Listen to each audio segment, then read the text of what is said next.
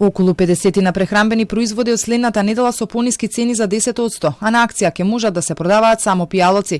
Најголем дел од производите чии цени ќе се намалат се со ДДВ од 5%. Големите ланци маркети се договорија со министерот за економија. Основа за намалување ќе биде една од цените од претходните месеци, но од кој точно Бектеши не прецизираше. Одлука за замрзнување на цените ќе се донесе во вторник на владина седница, а веќе од среда пазарните инспектори ќе прават проверки на терен. И во дел од намалување на цените да не го чекаат среда, но зошто да не и преку викенд да почнат веќе со намалување на цените. Во маркетите на акција ќе можат да бидат само алкохолните и безалкохолните пијалоци. Останатите производи нема да може да се продаваат на ваков начин. Одлуката веќе се донесе на владина седница и ќе важи до 30 ноември.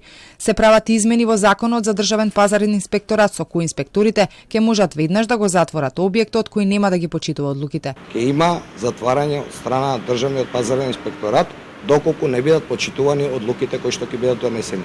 Иако не сакаме тоа се случи, но доколку сме приморани и увидиме неправилности, ќе го сториме тоа. Дополнително ќе се носат и мерки за производителите и дистрибутерите, а ќе има и ново законско решение за нефер трговски практики со кои се укинуваат на 20% од одредени давачки во синџирот на трговија. Сепак дел од коморите сметаат дека ако е потребно да се носат мерки, подобро тоа да бидат ограничени маржи, а не замрзнати цени. Поголем дел од вредноста на еден производ ја формира цената на работната сила, таа како што гледаме расте со многу поголема стапка од што расте бруто домашниот производ. Може да дојде влезните параметри да ја надминат продажната цена на производот. Цените кај нас се зголемија за 46%, а во Европа само за 11%. Поради тоа се отвара сомнеж дека кај нас постои картелско договарање при формирање на цени.